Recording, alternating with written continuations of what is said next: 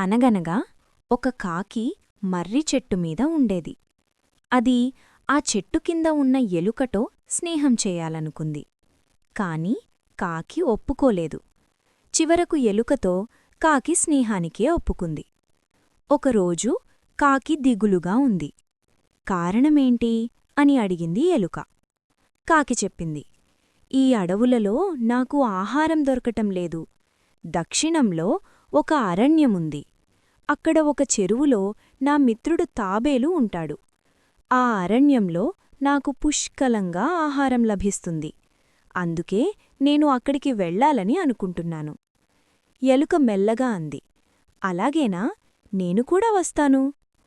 తర్వాత రోజు ఎలుక కాకి భుజంపై కూర్చుంది. కాకి రెక్కలు విప్పి దక్షిణంలోని అరణ్యానికి ఎగిరివెళ్ళింది. అక్కడ చేరి తన స్నేహితురాలైన ఎలుకను తాబేలుకు పరిచయం చేసింది. ఆ ముగ్గురూ కలిసి సుఖంగా జీవించసాగారు. వారి స్నేహం చూసి ఒక జింక ఆశ్చర్యపోయింది. అది కూడా వారితో స్నేహం చెయ్యసాగింది. అలా కాకి, ఎలుక, తాబేలు, జింక నలుగురూ కలిసి హాయిగా జీవించారు. ఒకరోజు జింక వారి దగ్గరకు రాలేదు. కాకి వెతకడానికి బయలుదేరింది. చూసిందేమిటంటే జింక వేటగాడి వలలో చిక్కుకుంది. కాకి రివ్వున వచ్చి మిత్రులకు ఆ విషయం చెప్పింది. ఎలుక తాబేలుతో పాటు కాకి వీపుపై ఎక్కి జింక దగ్గరకు వేరింది.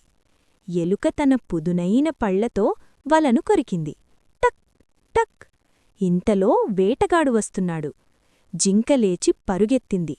కాకి ఆకాశంలోకి ఎగిరిపోయింది. ఎలుక నేలలోని రంధ్రంలోకి దూరిపోయింది. కాని తాబేలు మాత్రం నెమ్మదిగా కదిలి వేటగాడికి దొరికిపోయింది. ఛీ! వేటగాడు తాబేలును ఒక కర్లకు కట్టి భుజాన వేసుకుని ఇంటివైపు బయలుదేరాడు. వెంటనే మిగతా మిత్రులంతా కలిసి తాబేలును ఎలా కాపాడాలో ఆలోచించారు. వేటగాడు వెళుతున్న దారిలో జింక చనిపోయినట్టుగా నేలపై పడుకుంది. కాకి జింకను పొడుస్తున్నట్టు నటించింది. వేటగాడు అది చూసి ఆశ్చర్యపోయాడు. ఇది చనిపోయిన జింకలా ఉంది అనుకుని తాబేలున్న కర్రను కిందపెట్టి జింకవైపు పరిగెత్తాడు. అప్పుడే జింక లేచి చింగుని గెంటు పారిపోయింది. కాకి రివ్వున ఎగిరి ఆకాశంలోకి వెళ్ళిపోయింది. ఇంతలో ఎలుక వచ్చి తాబేలున్న తాడును కొరికేసింది. ష్! తాబేలు చప్పున చెరువులోకి దూకింది. ఇదంతా చూసి వేటగాడు నిర్ఘాంతపోయాడు.